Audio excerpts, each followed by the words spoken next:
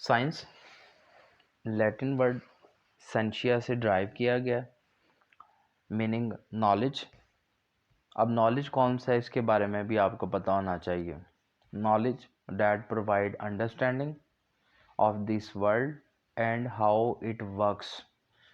तो ऐसा नॉलेज जो हमें दुनिया की समझ अता कर रहा है और ये दुनिया चल किस तरह रही है, वर्क किस तरह कर रही है, काम किस तरह कर रही है, उसके बारे में बताएगा। उस नॉलेज को क्या कहेंगे हम? साइंस कहेंगे। डिवीजन ऑफ साइंस की बात करें तो इसमें आप नेचुरल साइंस के बारे में पढ़ेंगे, सोशल साइंस के बारे में पढ़ेंगे, फॉर्मल साइंस के बारे में पढ़ेंगे। अभी जो हमारा फ़िलहाल कंसर्न है वो नेचुरल साइंस के अंदर है, क्योंकि नेचुरल साइंस में हम फिज़िक्स, केमिस्ट्री और बायो को पढ़ते हैं और इस टाइम हम केमिस्ट्री को पढ़ रहे हैं, तो इसलिए हमारा कंसर्न जो उनसे है वो नेचुरल साइंस के साथ होगा।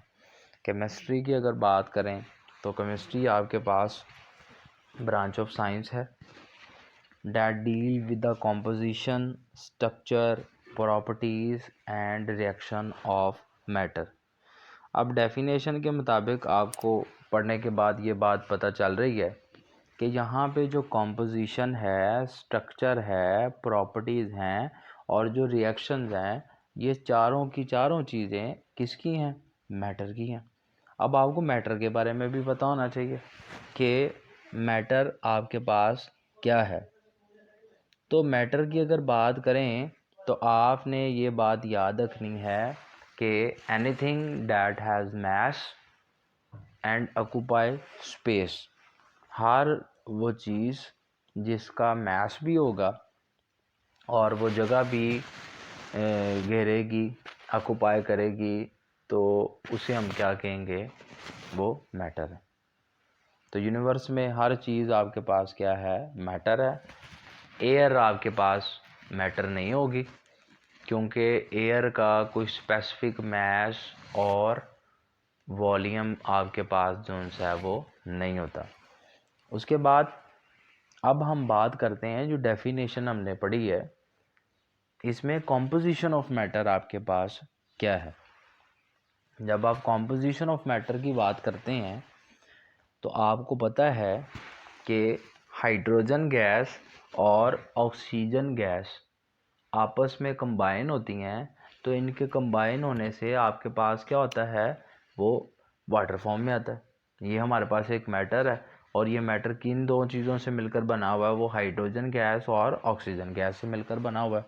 इसी तरह अगर हम कैल्शियम कार्बोनेट की बात करते हैं, ये भी मैटर हमारे पास है, तो इसमें हम किस चीज़ को बारे में पढ़ेंगे? इसमें हम पढ़ेंगे कि ये किन दो चीज़ों से मिलकर बना हुआ है। ठीक है, इसमें ये कैल्शियम ऑक्साइड और कार्बन डाइऑक्साइड के साथ मिलकर बना हुआ है।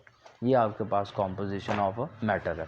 अगर हम स्ट्रक्चर ऑफ मैटर की बात करें तो स्ट्रक्चर, अगर हम पीस ऑफ मैटर कंसीडर करें, आपके पास सोडियम क्लोराइड है या वाटर है, तो उसमें आप स्ट्रक्चर दे सकते हैं कि ऑक्सीजन के साथ बॉन्डिंग, दो बॉन्ड बना के दो हाइड्रोजन प्रेजेंट होंगे। ये आपके पास स्ट्रक्चर है। सोडियम क्लोराइड की बात करें तो उसमें एक सोडियम होता है और क्लोराइड होता है, और इन दोनों के दरमियान में कौन सा बॉन्ड डेवलप हुआ होता है? आयनिक बॉन्ड डेवलप हुआ होता है। ये आपके पास क्या है? स्ट्रक्चर है। अगर हम प्रॉपर्टीज़ की बात करें तो प्रॉपर्टीज़ में आप दो प्रॉपर्टीज़ के बारे में पढ़ेंगे, दो चीज़ों के बारे में पढ़ेंगे। एक फिज़िकल प्रॉपर्टीज़ हैं और दूसरी आपके पास क्या है? केमिकल प्रॉपर्टीज़ हैं। सबसे पहले हमें फ़िज़िकल प्रॉपर्टीज़ को बारे में पता होना चाहिए।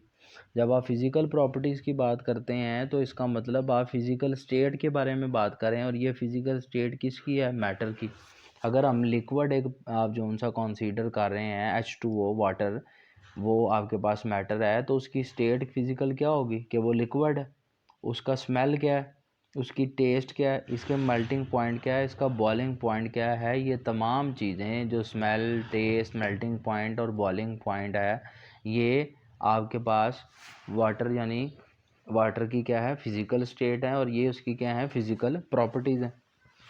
अगर आप केमिकल प्रॉपर्टीज़ की बात करते हैं तो केमिकल प्रॉपर्टीज़ डिपेंड करती हैं कॉम्पोजिशन के ऊपर। अगर हम सोडियम क्लोराइड को मैटर कंसीडर करें, आप कंसीडर क्या करें, सोडियम क्लोराइड एक मैटर है, ठीक है। तो सोडियम क्लोराइड में सोडियम मौजूद है और क्लोराइड आयन मौजूद है, ठीक है। तो आपके पास सोडियम ने एक इलेक्ट्रॉन क्लोरीन को डोनेट किया है और आपस में सोडियम और क्लोराइड ने मिलकर केमिकल बॉन्ड बना दिया, ठीक है। तो ये आपके पास कॉम्पोजिशन इसकी है आपके पास। और याद रखिएगा, जब भी आपके पास केमिकल प्रॉपर्टीज़ की बात कर रहे होंगे तो सोडियम क्लोराइड की जब आप प्रॉपर्टीज़ पढ़ेंगे, तो अगर हम सोडियम क्लोराइड को डिकम्पोज कर देते हैं तो इसकी स्टेट जोन सी है, इसकी प्रॉपर्टीज़ जोन सी हैं, वो आपके पास क्या हो जाएंगी, चेंज हो जाएंगी। सोडियम आयन अलहदा हो जाएगा और क्लोराइड आयन अलहदा हो जाएगा।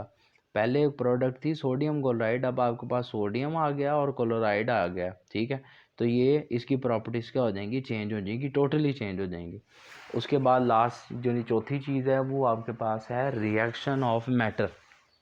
जब आप रिएक्शन ऑफ मैटर की बात करते हैं तो इसमें हम केमिकल रिएक्शंस की बात करेंगे। हाइड्रोजन गैस H2 और ऑक्सीजन गैस O2 आपस में मिलके H2O बना देते हैं। H2 गैस थी, ऑक्सीजन भी गैस थी, लेकिन इनके मिलने से केमिकल रिएक्शन से H2O एक लिक्विड फॉर्म में आया। ये आपके पास रिएक्शन है मैटर का।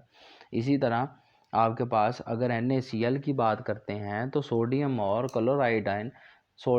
क्लोराइड आपस में मिलते हैं तो उसके मिलने से क्या आपके पास फॉर्म में आता है, सोडियम क्लोराइड फॉर्म में आता है। तो ये आपके पास क्या है, रिएक्शन ऑफ मैटर है। इन तमाम चार चीज़ों को जो आपने यहाँ पे पढ़ी हैं, इसमें आपके पास composition of matter, structure of matter, properties of matter और रिएक्शन ऑफ मैटर, इन तमाम चीज़ों को जिस ब्रांच के अंदर पढ़ेंगे साइंस की, उस ब्रांच को हम क्या कहते हैं, केमिस्ट्री कहते हैं।